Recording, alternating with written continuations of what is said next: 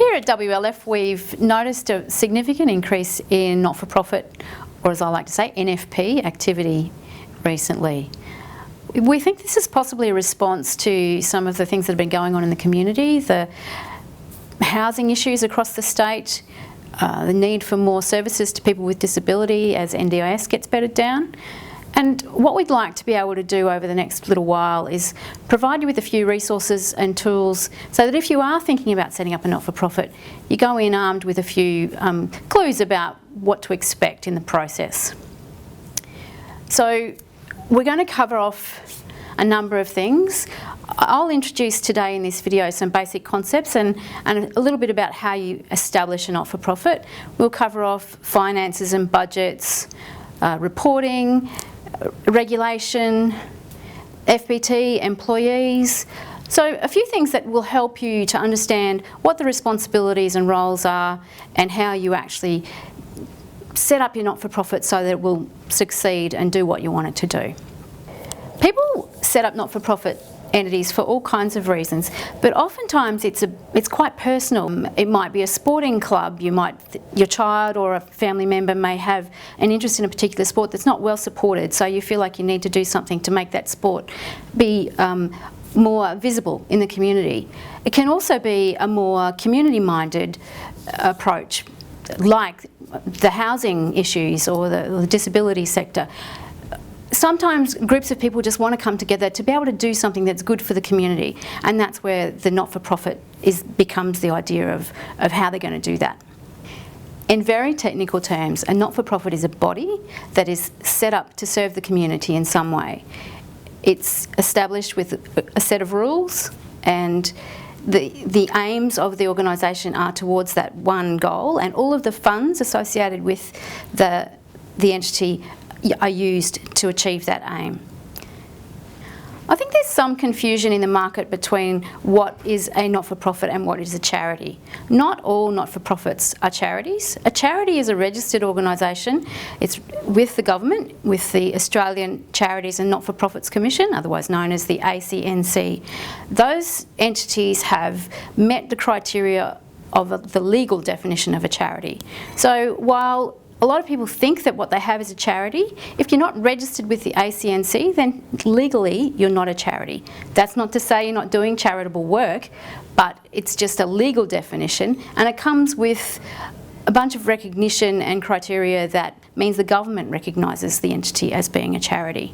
So there is a difference between the two, and certainly not all not-for-profits are necessarily going to be charities. On another legal point, and it's an important one, not all not-for-profits will be income tax exempt. There is some confusion in the marketplace about that as well.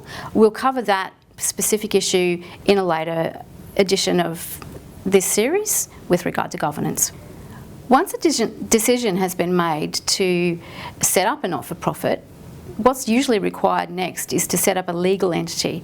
Now that might be a company limited by guarantee, or it might be an incorporated association. Both of those entities have their own sets of rules and regulations, and both of them can be registered with the ACNC. Very small charities, I use that word loosely, could be just a group of people that come together and don't incorporate. Think maybe a P&F or a dance school with a group of dance mums who just want to help out the dance school. Those kinds of things have no real rules around them, but there's a lot of risk associated with that, and we'll cover that in a later session in the series too. Once you've actually established your entity and decided whether you're going to be a company or an incorporated association, the next step is to get an ABN. Now that sounds a bit silly, really, Australian business number for a not-for-profit, but despite the business word in it, ABNs are for more than just businesses, and it's a legal requirement to have an ABN if you want to actually operate in the country. So we'll be getting an ABN. The next thing to do then is to register with the ACNC. What we suggest and encourage our clients to do in this regard is to get some advice and make sure that their rules and regs meet the criteria, so that your process going through the application with the ACNC is as smooth as it can be. You need to be able to put your best foot forward. The ACNC website does contain some information on that, but we find it's best if people take some advice on that before they make their application. There's a common assumption out there that if a charity is a registered charity, if you donate money to it, you'll get a tax deduction. It's not always going to be the case. Registered charities can be registered without being tax deductible recipients. So if your entity does want to be something that actually receives donations and provides people with a tax deduction for that, you need to be endorsed by the ATO. That requires that the entity is doing something that the community believes to be benevolent. In other words, that you're providing some sort of assistance to a section of the community that is in need. It's very technical, again, contained in the Tax Act, and always good to get some advice around that.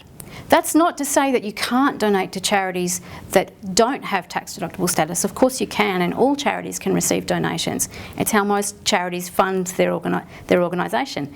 But you're not always going to get a tax deduction, and so it's good to check. But if your organisation does want to be able to do that, there are more hoops to jump through.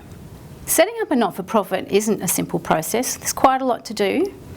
You've got to understand the rules and regulations. Everyone involved needs to understand their roles and responsibilities. We're hopeful that the series that we're going to present over the next 4 weeks will give you some of those tools, and you'll be armed with a bit more information so that you can, once you've decided, start the process. Thanks so much for watching.